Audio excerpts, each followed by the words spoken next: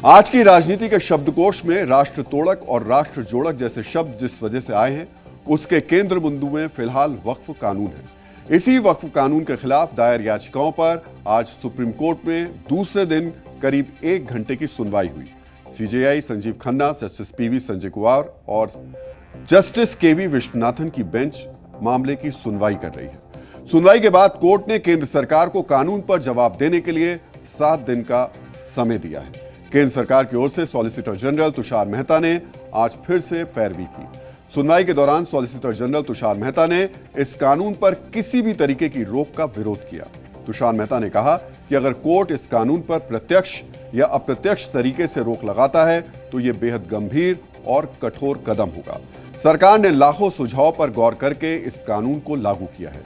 केवल याचिकाकर्ताओं की दलील के आधार पर इस कानून पर रोक नहीं लगाई जा सकती। सुनवाई के दौरान तुषार मेहता ने कहा कि वक्फ कानून का गलत फायदा उठाकर पूरे गांव को वक्फ घोषित कर दिया जाता है। इस पर सीजेआई संजीव खन्ना ने कहा कि आपकी बात सही है, लेकिन यहां स्थिति अलग है। कोर्ट आमतौर पर ऐसे कानून पर रोक नहीं लगाता, लेकिन इसके साथ नियम यह भी है कि जब कोर्ट में सुनवाई चल रही हो, ऐसा कुछ भी नहीं बदला जाना चाहिए जिससे लोगों के हितों पर असर हो। सीजेआई संजीव खन्ना ने कहा कि हम चाहते हैं कि यथा स्थिति बनी रहे। इसके बाद कोर्ट से सॉलिसिटर जनरल तुषार मेहता ने 7 दिन का वक्त मांगा। तुषार मेहता ने कहा कि 7 दिनों में कुछ बदलने वाला नहीं है। इस पर मुख्य न्यायाधीश संजीव खन्ना ने कहा कि हम वक्त देने को तैयार हैं, पर क्या आप यह आश्वासन दे सकते हैं कि वक्फ प्रॉपर्टी को डी नोटिफाई नहीं करेंगे? फिलहाल वक्फ बोर्ड और काउंसिल में कोई नियुक्ति नहीं होगी। तुषार मेहता के इस आश्वासन के बाद कोर्ट ने अपने आदेश में दर्ज किया इसको और सुनवाई की अगली तारीख 5 मई तय कर दी। केंद्र सरकार की ओर से कोर्ट को यह आश्वासन दिया गया कि आज की सुनवाई के बाद अगले 7 दिनों के लिए देश भर में वक्फ कानून से जुड़े फैसले नहीं लिए जाएंगे। केंद्र सरकार की ओर से सॉलिसिटर जनरल तुषार मेहता पैरवी कर रहे हैं, तो वक्फ कानून के विरोध में कपिल सिब्बल, अभिषेक मनु सिंघवी, राजीव धवन जैसे दिग्गज वकील हैं।